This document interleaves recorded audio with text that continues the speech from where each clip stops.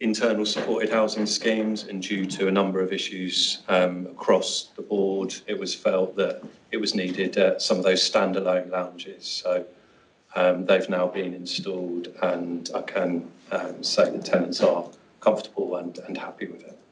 Can I just double check, follow up on that? The monitoring of it presumably is then council CCTV room, is it? Yes. Thank you. The other point, A41 CCTV. Yeah, just to provide some clarity on this A41 bypass. I can come back to you. Brilliant. Thank you. Thank you. Right. Sure.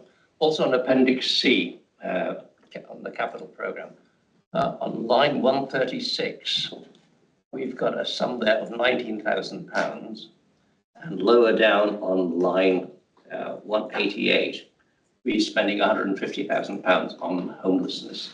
What does £19,000 get? Why is it there? It's unspent. So this was a balance carried over from previous projects to do with enhancing temporary accommodation existed to make better use and give us more temporary accommodation available. That was carried over from the previous year. We didn't know if we'd need it. It's a balance left. We're not going to use that moving forward. And then the other point was, sorry, what was the other one? The other one is what, line 188. 188. We're spending £150,000 on. Yeah, so that's a new project for new enhancements. So that relates to our Housing Transformation Improvement Programme. We have a specific work stream for temporary accommodation, which is referenced in the report. So the project is being led by Oliver Jackson, Head of Service, but that's creation of additional units of temporary accommodation and improvement works to existing temporary accommodation. Thank you. Thank you. Councillor Barradell, please. Yeah, so thank you, Chair. That moves me on quite nicely to my question, which is on temporary accommodation. The section 4.2 of the report mentions that the council has done a deep dive review into the service to identify means of mitigation, and that the impact of those we'll see in future reports. But I wonder if you could elaborate on, what those measures are that the council is taking to try and mitigate that issue. Yeah, absolutely. Thank you for the question. So as mentioned, there's an independent work stream of the Housing Transformation Improvement Programme, which is specifically focusing on temporary accommodation. So that project is led by the Head of Service, but is made up of multiple officers from across the Directorate, looking at all aspects of end-to-end service delivery, so the front door in terms of assessment process from homelessness process, which we'll hear about later on this evening, improving that customer journey and identifying opportunities to reduce access into temporary accommodation. So that's not preventing access into temporary accommodation, but more improving the range of housing options available to residents to ensure that temporary accommodation is an absolute last resort option. In respect of then broader temporary accommodation, improving the stock quality and the long-term maintenance of that stock, and then the wider interventions in terms of onward housing programmes, so identifying opportunities to increase supply of temporary accommodation. So there is a dedicated work stream being led by David Barrett, our strategic delivery lead, so looking at fast-tracking programmes through the strategic asset review to deliver units of additional temporary accommodation, potentially looking at prospective garage sites that will provide swift additionality within the next 12 to 18 months. And then more broadly, looking at aspects of our service delivery in respect of wider housing operations, so looking at our housing allocations policy, identifying opportunities as to where our housing allocations policy either lends or impacts on the prevention of homelessness. So one example will be the development of a downsizing policy, which is tracking through review and approvals as we speak. And the intent is that downsizing policy will create and enable additional movement and downsizing for our larger dwellings, family-sized dwellings, which will in turn free up units of temporary accommodation because we have a large number of households waiting for extended periods of time in temporary accommodation. It's a really broad project, focusing on also looking at aspects of spend in relation to bed and breakfast, looking at alternative options in relation to acquisitions and use of alternative models such as nightly let providers for temporary accommodation. happy to provide further details on that project at a future meeting, but if there's any specific questions around any aspect, I'm happy to follow up. Yeah, if I could. So lots of that is sort of solving the current issue. Is consideration given to the sort of super long-term impact of things like, you know, the local plan and the local plan building houses under the target and the impact that could have on the growing demand for temporary accommodation, you know, 20 years down the line? Yeah, absolutely. And there's a number of considerations. It's a very fluid project. It changes on a daily basis in terms of demand and new data sets that we receive. So I assure members that the service are proactively engaged in communications with not only our local plan colleagues, but also colleagues across Hertfordshire in terms of projecting future housing demand, both for homelessness, but also for other aspects of housing in respect of adapted requirements and the future impacts that might be needed in terms of the developmental requirements for our stock, both for temporary stock, but also for general needs stock. So currently we're projecting an additional demand for homelessness, and that's based on the current demand and ongoing trends, which is forecasting us to predict that anywhere up to an additional 150 units of temporary accommodation needed in the next 18 months to 2 years. That data is also feeding through to our local plan and housing development colleagues to inform their future work programmes and requirements. And then we're also liaising with our county colleagues around some of the aspects that will potentially impact their own asset review and delivery programme. And also I hand over to Councillor Stevens. Thank you. Also in Appendix C, we've got the right to buy, line 226, where we spent £1.25 million or thereabouts on a right to buy. How many properties did we buy and where are they? Need to come back to you on the detail around the number of properties. The properties predominantly are previously council retained in stock, purchased in a number of locations within the borough, predominantly Hemel Hempstead and in the villages. But coming back to us. Absolutely, I can provide further detail on the number of units and size if that's useful. Thank you. Councillor Freeman. Thanks. I suspect that the answer to this is going to be in the new in the new budget, but I just want to focus on the surplus income that we've got coming in, which is obviously great news, especially because of why that is. What I'm curious of is how responsively we can make use of that, in particular for our mould work and our preventative maintenance. Essentially, I'm trying to work out that once you've got a couple of quarters showing you that you're getting more money into the HRA, how quickly can we translate that as an instruction to our maintenance teams to try to do more work than we'd originally scheduled during the year? And what supplementary on that is, what other barriers and constraints would we have other than just money available to do that? So I can assure you, I can spend as much money as the council's willing to throw at me. There is no limit on how much I can spend.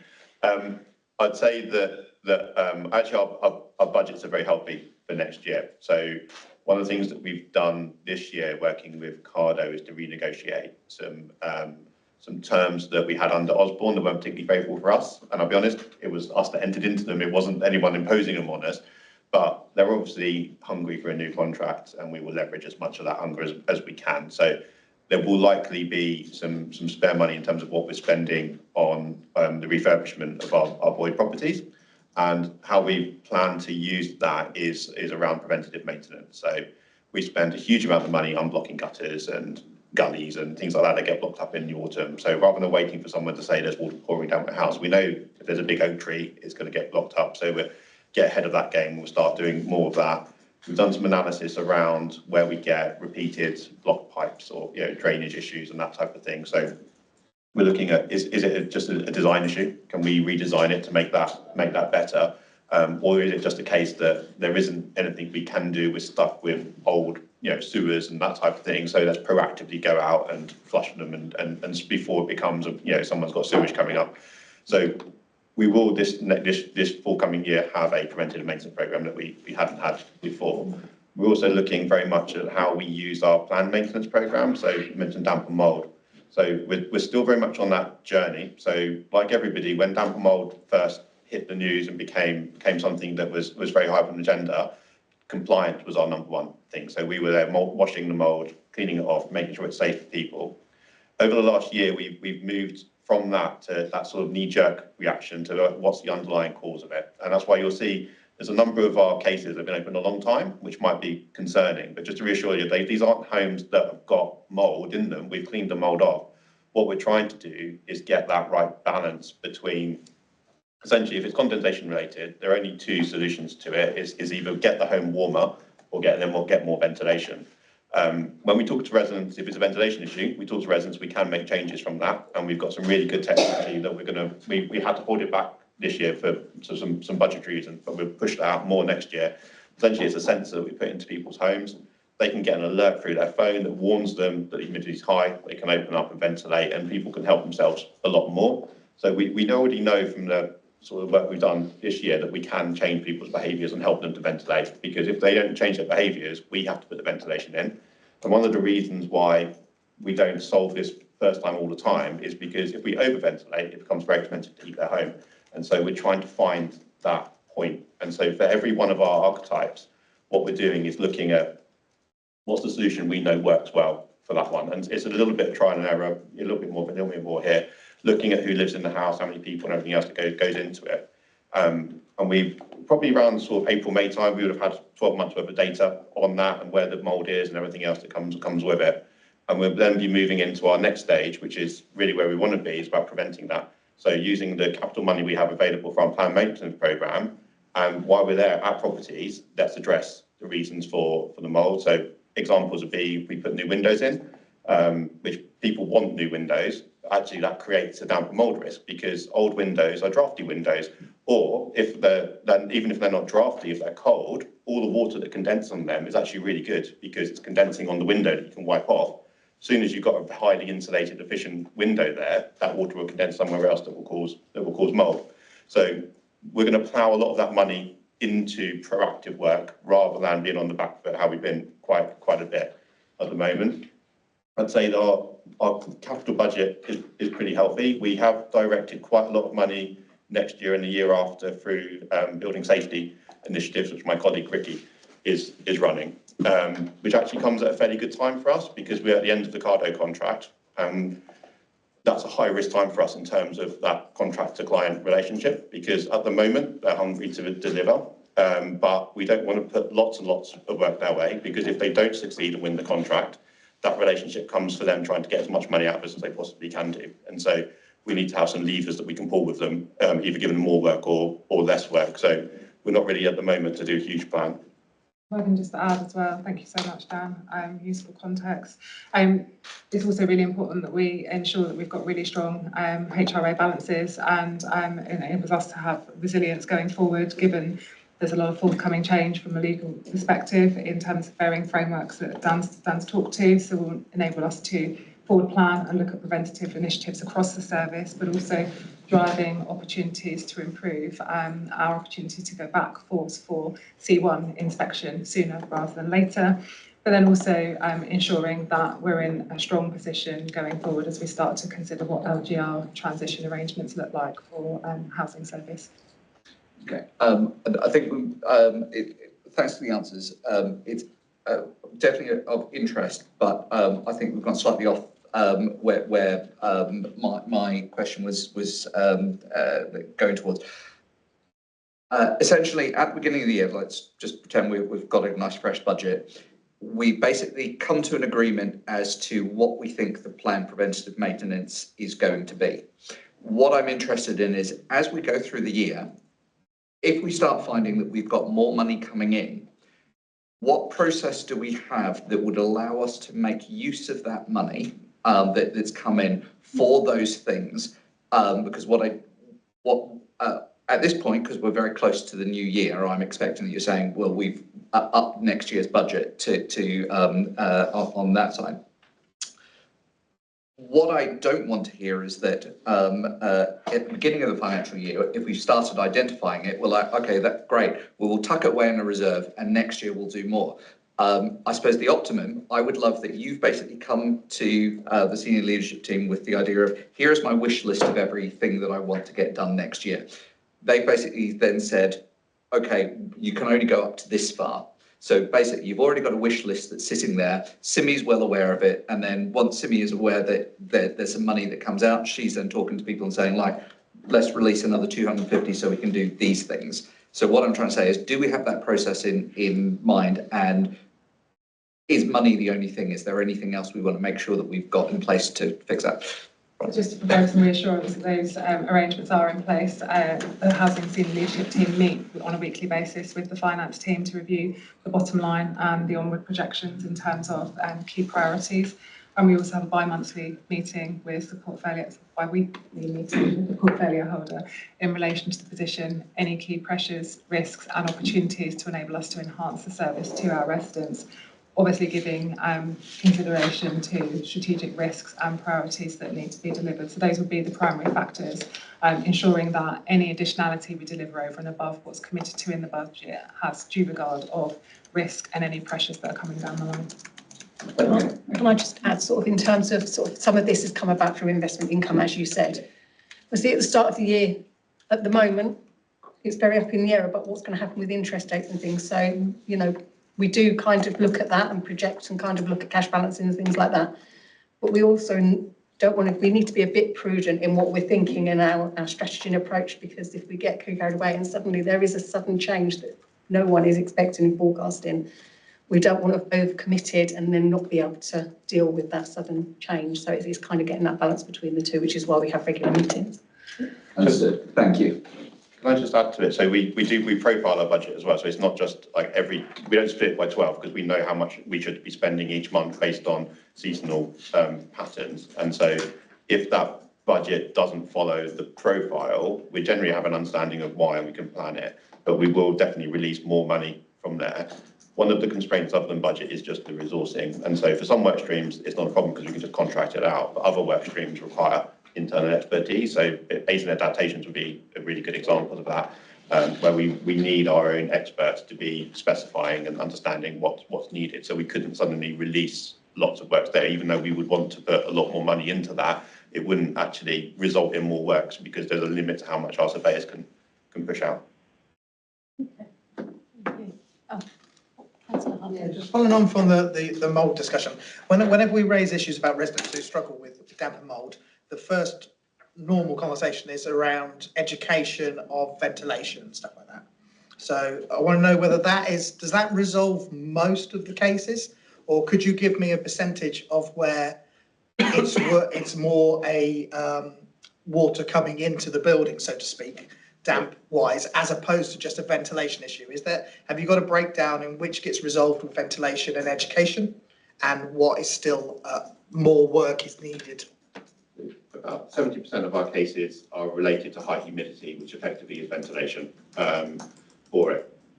At the moment, not many of them are getting resolved just through education, and we are testing different ways that we can describe what the problem is, because frankly, people don't believe there's invisible water in the air. It must be a problem of the building, It's not their fault, it's the normal response you probably get back, isn't it? So we're learning a lot around behaviours and what we can do. So and a lot of the time people will tell us they're ventilating, but we can tell they're not because there's cobwebs on the windows. We know it hasn't been open. There's things that we can see that isn't happening, but they don't want to tell us that.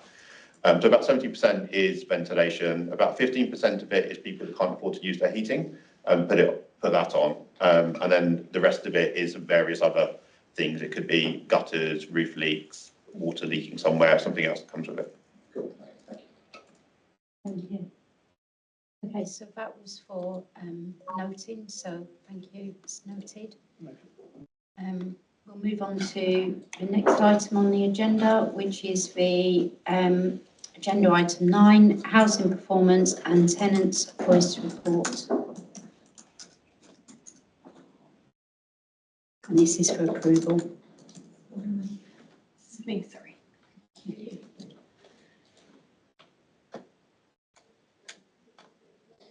Okay, so I'm here to present the Q3 performance and tenants voice report. The full comprehensive report was included in your pack, but in order to draw out the salient points, I have a few slides just to go through with you this evening. So the overview of the report is made up of two components around our performance management. So that is a summary of our performance, reflecting on the areas of positive performance and also recognising the areas for improvement and what steps we are taking in order to address that where needed. We've also got the opportunity to provide additional context on business as usual positions, and that's been included in the areas for noting, including a significant chunk on that around damp and mould, just following on from our previous conversation. We also then have the component of the tenant's voice. So this is an opportunity to reflect on the service activities that we've completed that will engage our tenants and how we've used their feedback in order to improve our services. The performance tenant's voice report is part of our overarching improvement plans, and it's also thinking through that overall delivery of the housing strategy with the key themes that are listed there.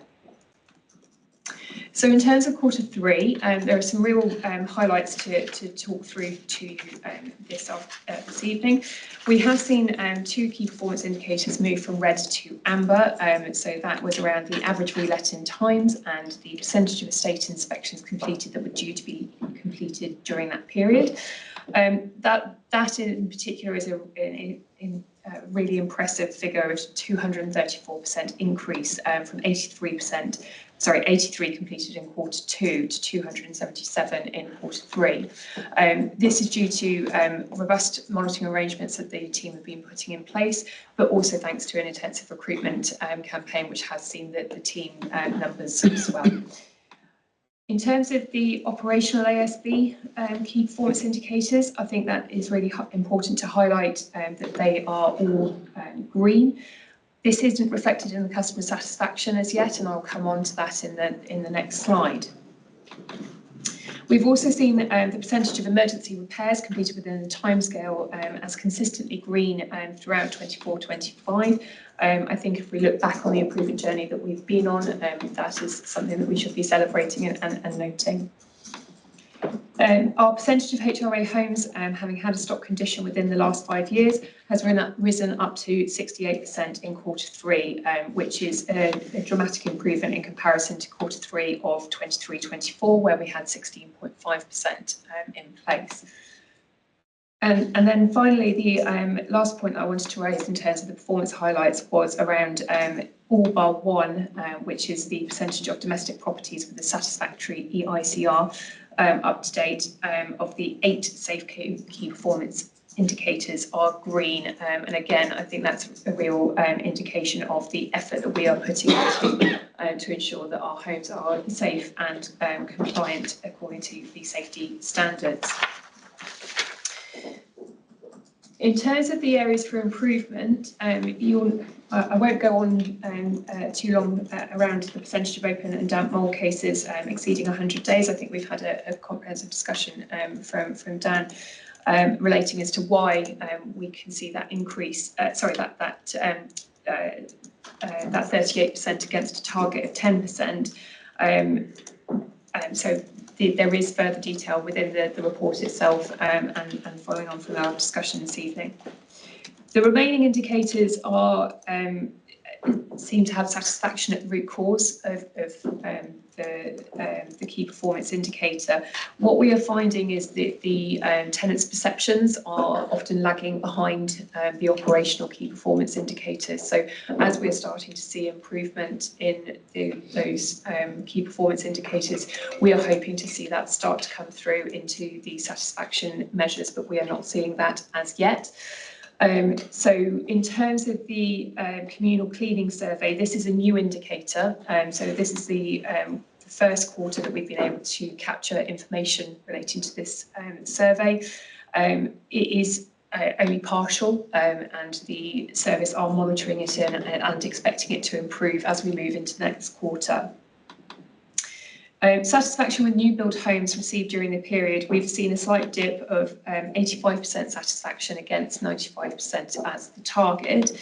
We are, as in my service, are supporting the investment and delivery service to deliver more of those new build surveys face to face, and also reflecting on any other ways that we can encourage take up and monitoring of the responses. As I mentioned, all of the operational ASB key performance indicators are green. However, the satisfaction hasn't kept up with that green indicator.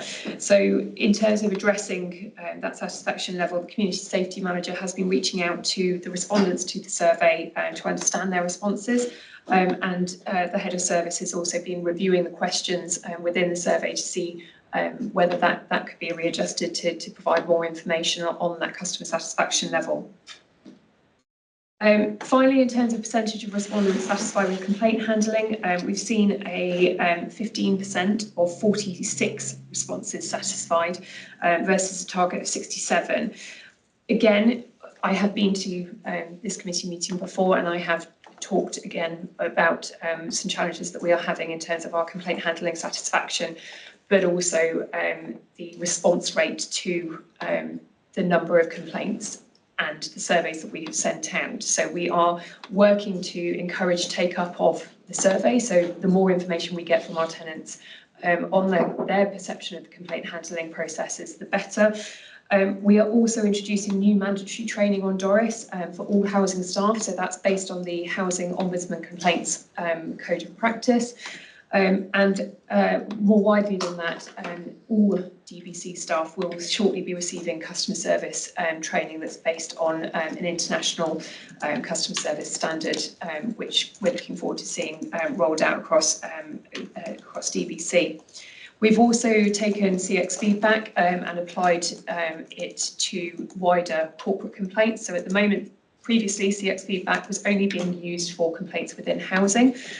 We have now worked with the transformation team to introduce that to all complaints across DBC. So every person that puts in a complaint to DBC, when their complaint is closed, they will now receive a survey via CX feedback. What that means is that we will be able to compare and contrast our performance in terms of complaint handling satisfaction against other services across the council, which I think will help us to place our performance in a little bit more context as well. In terms of the areas for noting, we do have a recommendation included within the report in Appendix B, and we also have the Head of Service here to talk to the report if needed.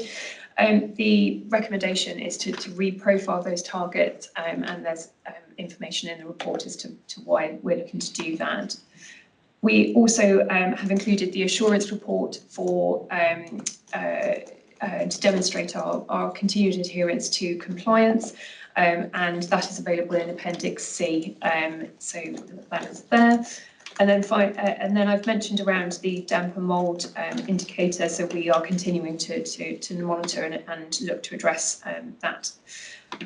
We then have the other area that we wanted to highlight was around responsive repairs improvement. We are likely to see a rise coming out into the next quarter due to the winter weather, and that has a knock-on implication for budgetary pressures as well. So finally, two last points just in relation to the housing complaints, so the actual figures. So I've talked about the complaint handling satisfaction rates. The actual figures of the complaints are fairly steady in terms of the number of complaints that we are getting in. What we are continuing to see is a small number escalated to stage 2. So whilst we've had 186 stage 1 complaints received, approximately 20 to 25 of those per quarter are then being escalated to stage 2. So we are doing better at shutting them down at stage 1. Okay, so just very quickly, I'll see if it'll work. There we go. So this is a video of our Housing Open Day, which took place in December. This was the second annual Housing Open Day. Wasn't expecting to be that loud. Sorry, didn't have the opportunity to test run. the video will be circulated, but it is a really comprehensive video of the key activities that took place on the evening. We saw a range of housing services and wider Dacorum Borough Council teams, as well as external partners, including Cardo, Hertfordshire Police, Citizens Advice Bureau. We saw over 350 tenants attend the event, and we have had some really positive feedback from CX feedback surveys that were sent out post the event. So we are looking to then apply that into events for this coming year. In terms of the other areas of around tenants' voice, two key areas that I wanted to draw people's attention to were around the building safety resident engagement. So this is the Safe Homes team working with an external agency, TPAS, and also our residents to build and create resident engagement strategies for those high-risk blocks. So they have been doing workshops throughout the quarter to build and develop on those resident engagement strategies. And then we had a really successful ASB Awareness Week, which included a CSP multi-agency partnership that was held at Livingston Walk. If you can see some photos there, and it's also included in the report. In terms of the next steps, these are the next steps of how we want to take the report forward and how we are planning to do that. They are all included in the report, so I won't go through them in detail. The overall report is there for noting, but there is that recommendation around the reprofiling of targets based on the Appendix B report that is included. Any questions? Any questions? Councillor Harding. Yeah, just on the CX feedback, I'm assuming it's like with the email, when you get that little satisfaction survey thing at the end of an email or something like that, if that's right. Do you, the figures that you have, or percentage of people that actually fill it in and respond, is that the figures in the report here, or is that where it's in complaints? Or is there separate figures for how many receive the email compared to how many actually fill in the survey? So it is completed survey responses. I don't have the figures to hand of how many people have started the survey and not completed, but that is something that I can look into and see if we can find. Because I know it's a case of sometimes the length is one issue, but the other is if they are satisfied, they sometimes don't even go back and tell you that they're satisfied. And you know that's something that we are considering in terms of incentivisation for take up of the survey, because you know that positive feedback is also helpful for us to be aware of. So you know we want to be encouraging and celebrating the success of people who have in our teams worked really hard to improve their complaint handling. But that we only get that feedback through those surveys, so that's something we're looking into. I've got another question, that's right. Community Safety Partnership Survey. So I know there's a current one that's live at the moment. I've been encouraging people that come to me with ASB to fill it out and send them the link. Do we have numbers yet of how many people have responded? So I know the uptake has been pretty low so far, so I'd really encourage you to speak with your residents to encourage them to complete the survey.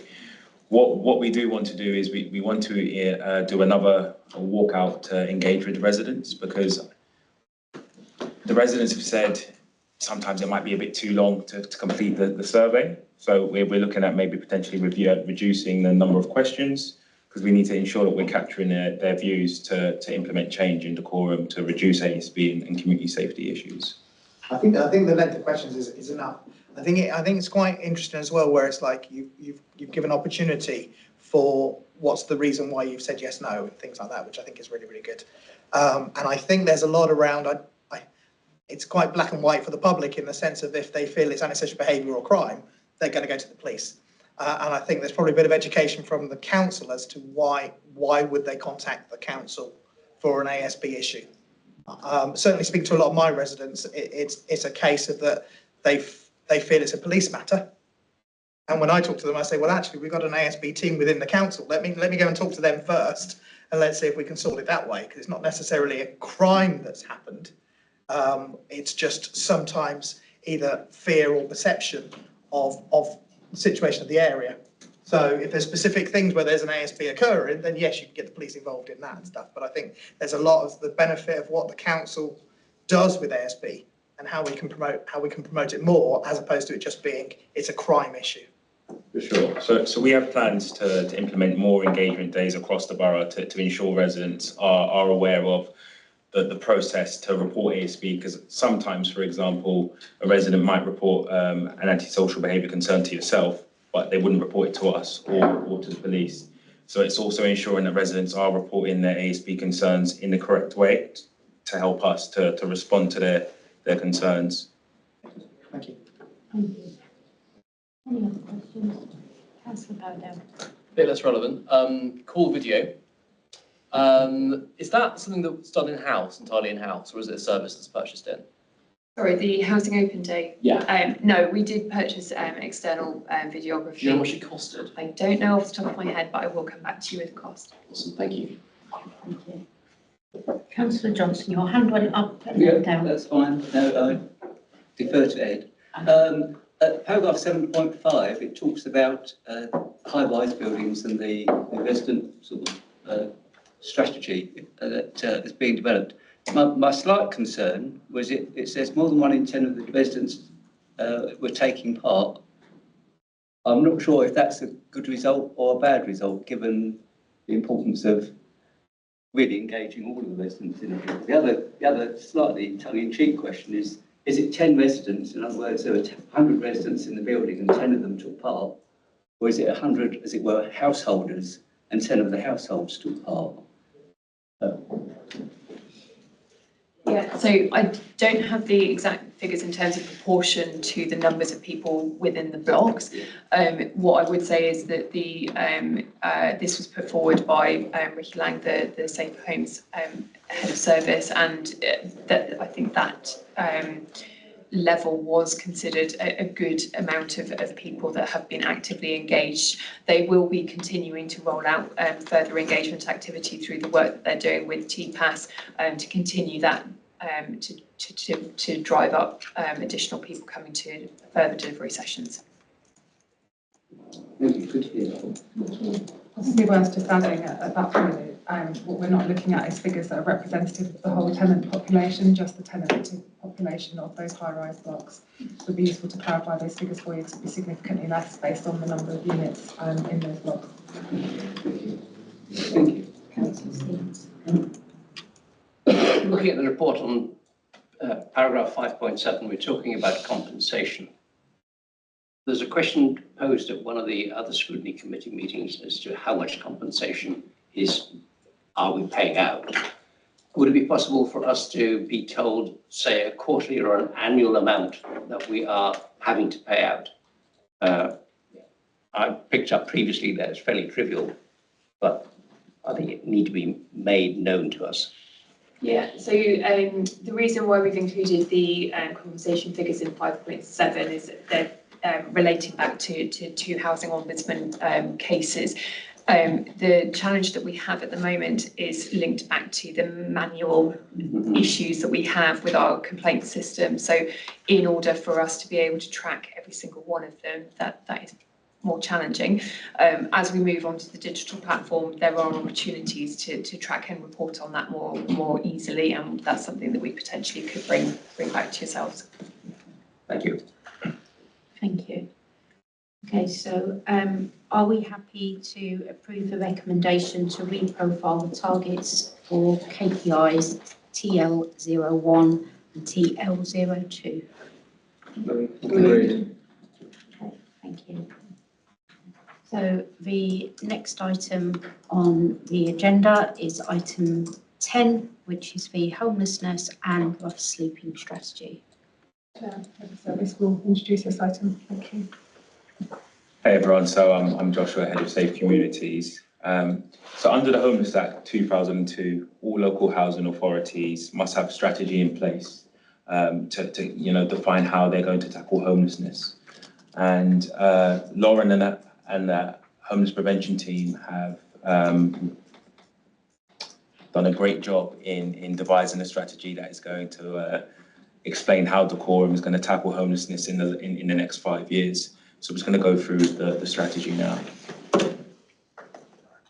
So I'm Laura and I'm the Housing Options Manager.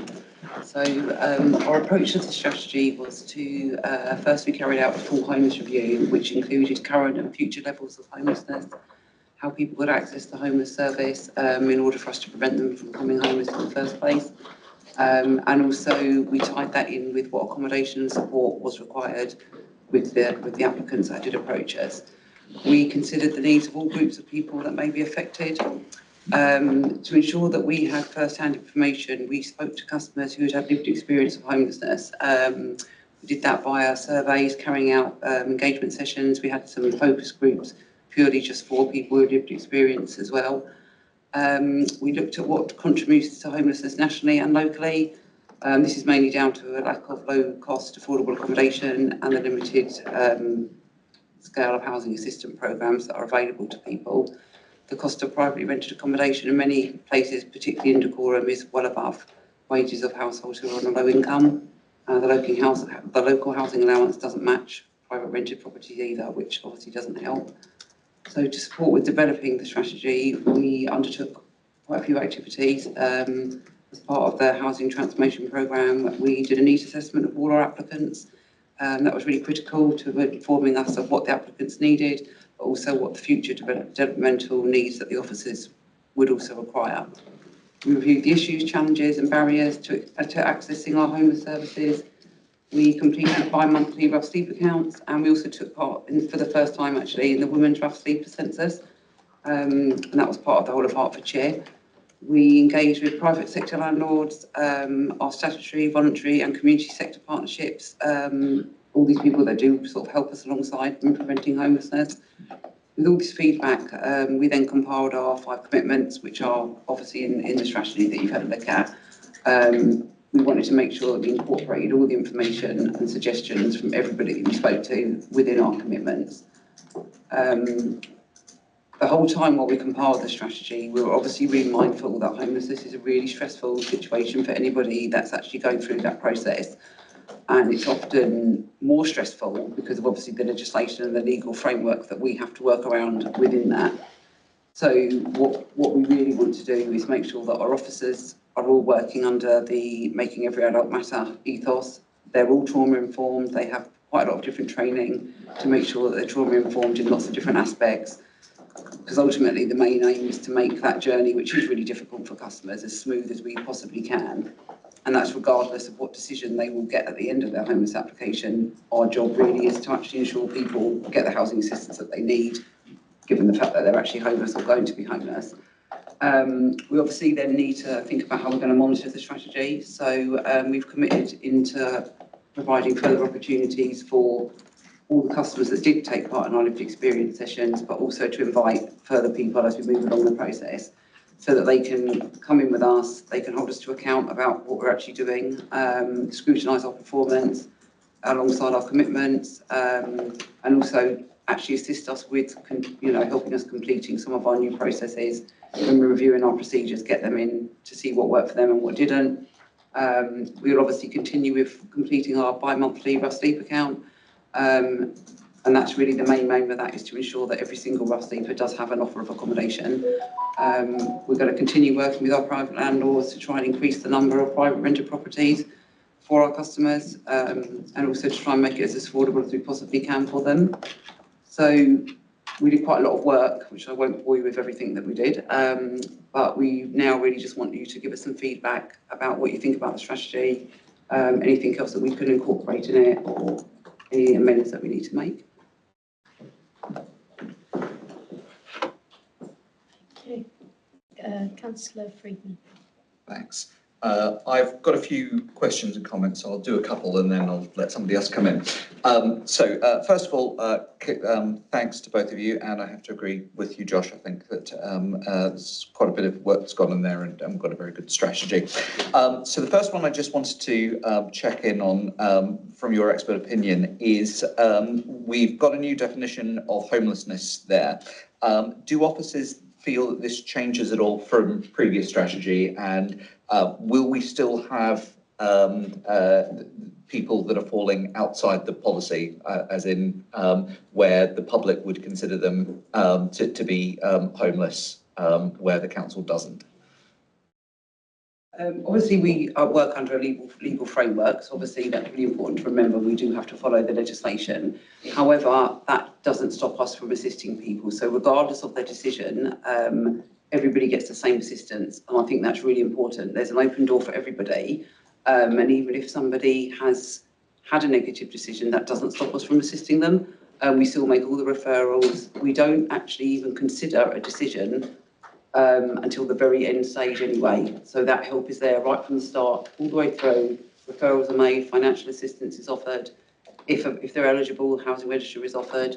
We also have several other projects that run alongside, such as Housing First, which is really critical for people that are really chaotic, got really complex needs, that are more likely than not to be receiving a negative decision on their homeless application. That's not going to help them. So we would put them through the Housing First project, which enables them to get that housing first. It is literally what it is. They get full wraparound support, and then they're sort of supported to maintain a tenancy. We've also got a good partnership with Hightown, and we have quite a few move-on projects with them, which are either self-contained flats or summer rooms with their own bathrooms. So we use that move-on accommodation for people, regardless of what decision they're going to get, whether they have a priority need or not. Because ultimately our role is to house people. That is the ultimate, aim for us, regardless of anything else. And also the dens, we work very closely with the dens in terms of the elms. We have a really good policy with them as well. So. Okay, and then my second question before I pass on.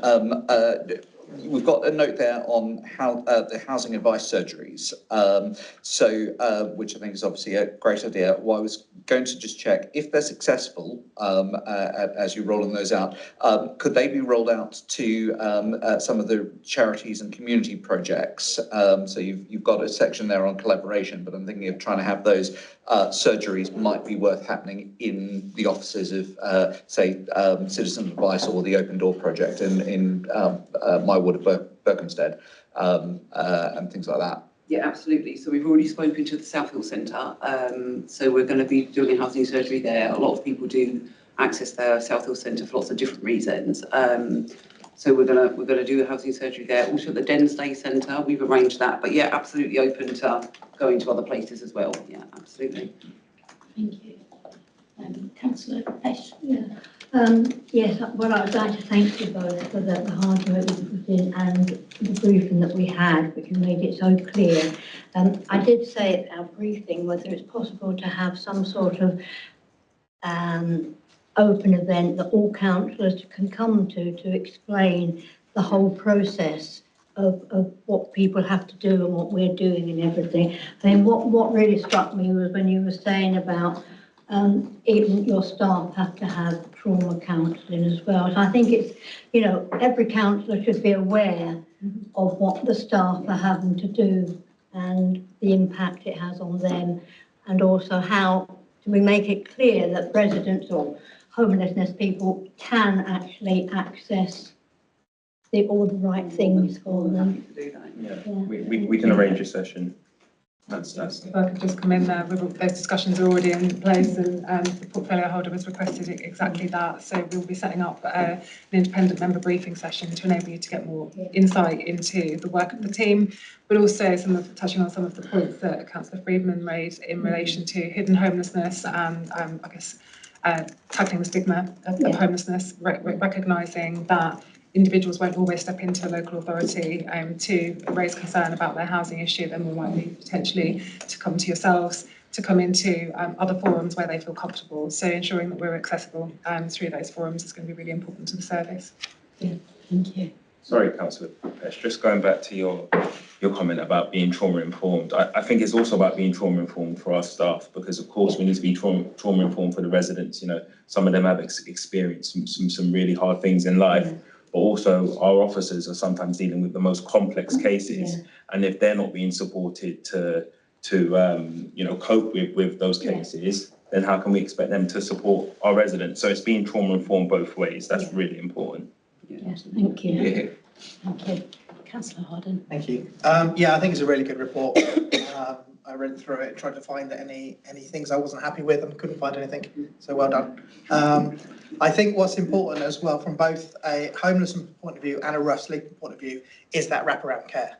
And I know very well a lot of the agencies or the external partners that you deal with, and they do care for the individuals that they work with. So I think the issue we have as a council is from an authority point of view. Now, I know there's legislation you have to go by and stuff like that, but I think by having the partners involved, if we can almost, they be the first point of call, and then the officers can then engage with them there, it's probably a more comfortable environment for individuals as opposed to going to the council direct and thinking they're going to hit bureaucracy or they're going to hit a no or something like that. And so, yeah, like you say, all the training, the mental health training, the trauma training, all that kind of stuff is great.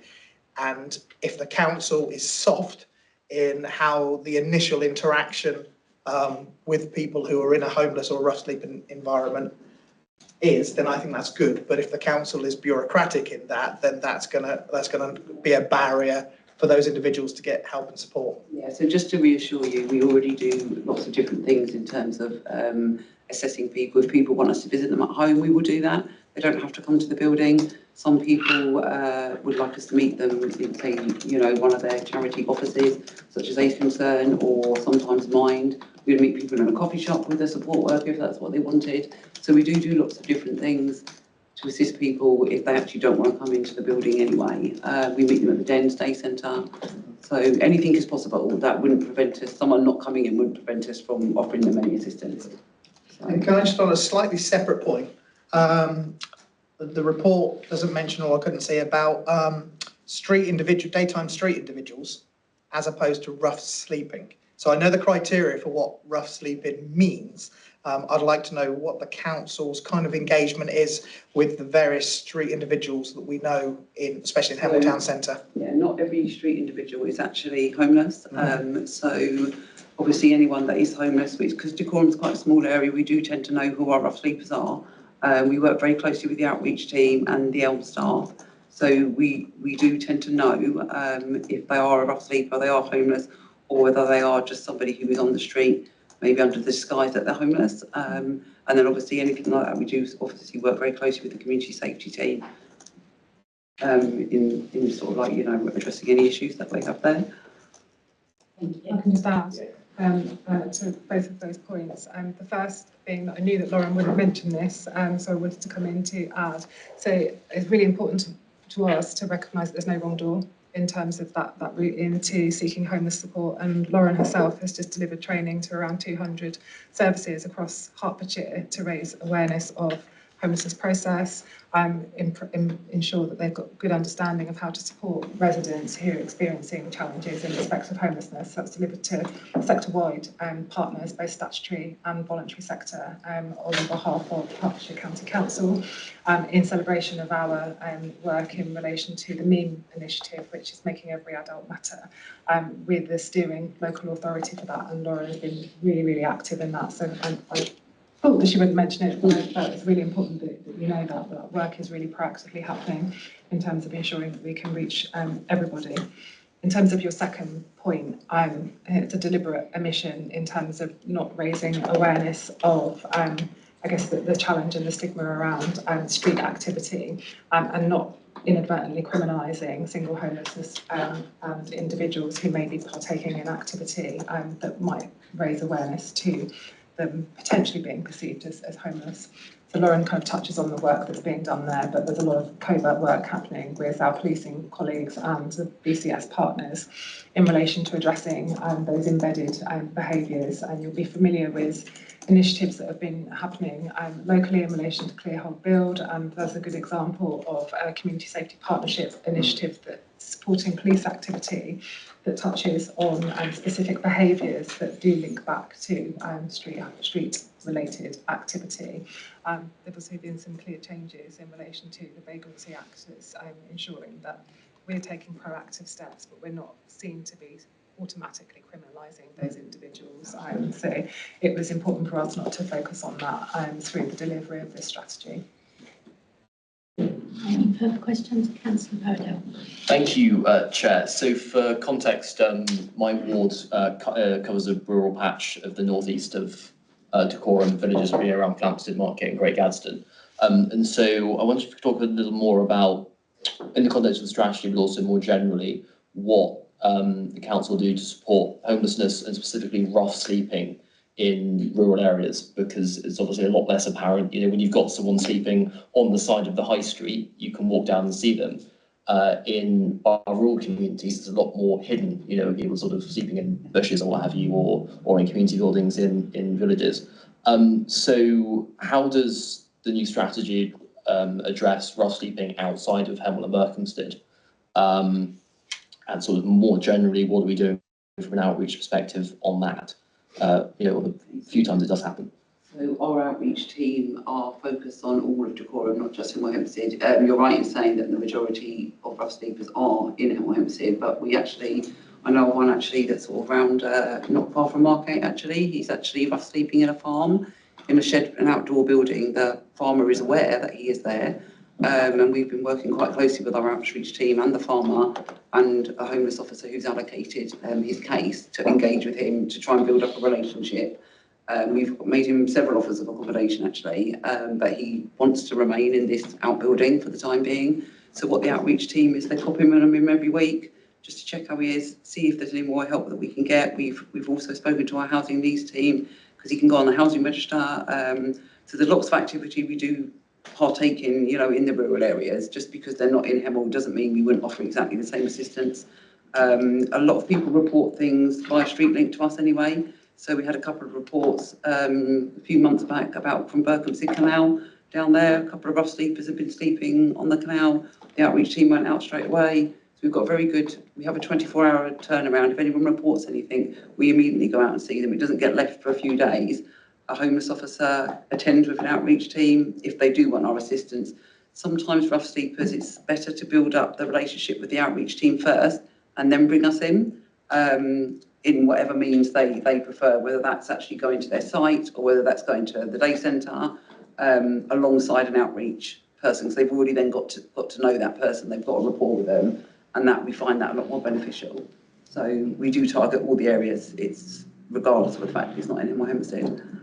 Just to add, so Lauren mentions the outreach team. That's a dedicated street outreach team that the council commissions through Homeless Prevention Rough Sleeper Initiative funding. It's delivered by Dens on our behalf, and those officers specifically only deal with street outreach activity and then working links between the Homeless Prevention team and then the night shelter and the day centre as mentioned. So they cover the whole geographical Dacorum area and are out and about in the community on a daily basis. StreetLink, Lauren refers to, is a web link nationally that's used to enable members of the public, any member of the public and councillors to report rough sleepers. So we get regular reports directly through that link, and those are the responses that Lauren refers to. And we should also mention that the team, in partnership with our community safety colleagues, police and voluntary sector partners on a bi-monthly basis do a physical street count. So that involves DBC officers working in partnership through core hours, not core hours, but core evening hours from around 10 p.m. to around 4 to 5 in the morning, doing a physical walkout and street count of potential rough sleeper known locations across the borough. So we use intelligence that's shared with us from members of the public and through other intelligence that's held with parish councils, with charitable organisations and the police teams to identify known locations where rough sleepers are known to frequent or have previously bedded down, and they often physically visit those areas, identify individuals, interact with them, and then, as Lauren says, start to build a rapport and ensure they have personalised housing plans. So to answer your question, the approach taken is not indifferent in rural areas to that of Dacorum, but the density of rough sleepers is predominantly located in and around the town centre area. One thing to mention, councillor, in relation to your ward is that you may experience a slightly higher proportion of rough sleepers in the locality linked to the asylum contingency accommodation, and Lauren and the team are working closely with Home Office and the humanitarian response team to address any issues of individuals falling out of that accommodation and then not seeking the appropriate support and services. And if people do fall out of that accommodation, is that a service that the council provide, or is that done by the Home Office? It will depend on the status of the individual. So there are unfortunately individuals who fall out of that accommodation and they are undocumented, and in which case we'd need to work with the Home Office to ensure that they are located and brought back into accommodation. But once individuals receive new refugee status, we then would support them in terms of identifying accommodation. The primary concern in relation to that locality is that all individuals occupying that site are single male.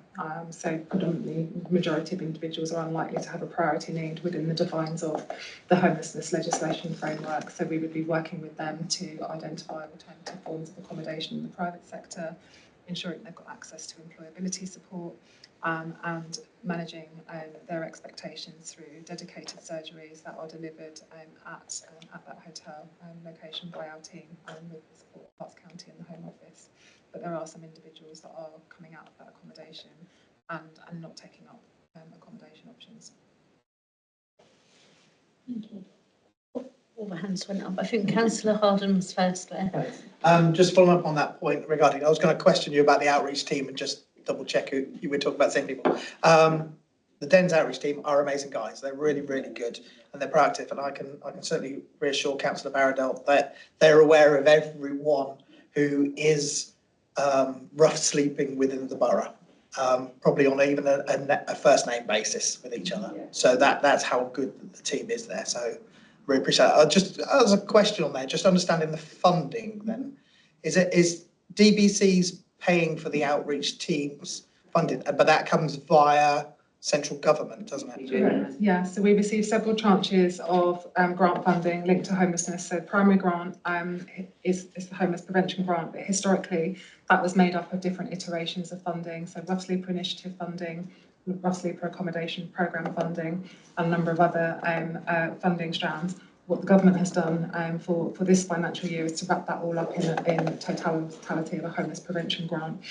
So historically we have bid successfully for rough sleeper initiative funding, which has enabled us to fund the programmes that Lauren mentioned, the Housing First programme that we co-produced and delivered with Hightown, and then also the street outreach programme. So members may recall that some years ago we didn't have street outreach officers, and that activity was delivered by our officers in addition to the homeless assessment framework.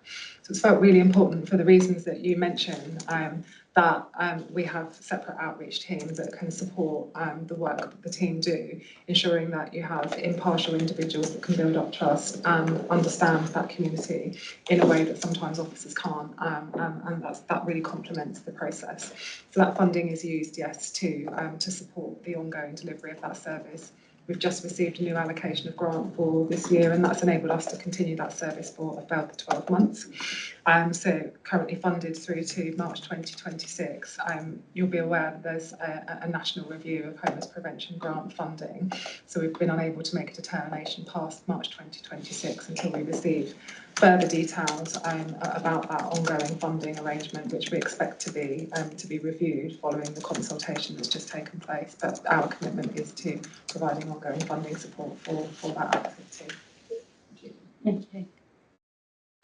There's two more hands. I'm not sure which order they. Councillor Friedman. Okay, thanks. Thanks. So firstly, I'm glad that you made the mention of the canal, and both said I'm curious about it all over the borough and where that goes. Jumping back to the strategy, just a couple of things that I thought were conspicuous by their absence.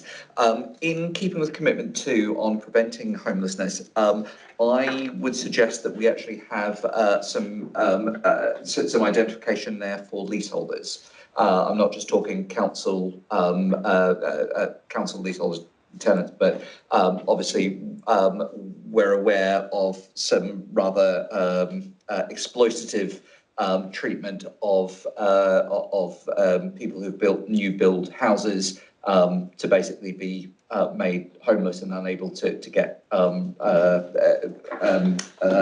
accommodation within a couple of years of buying it because of the leasehold provisions have been put on. And I think that's probably major enough to get highlighted in there. I was getting a nod, so I probably don't need an answer to that. The other thing that was curious was there's no mention of the NHS or ICBs in the strategy, or at least I couldn't find them.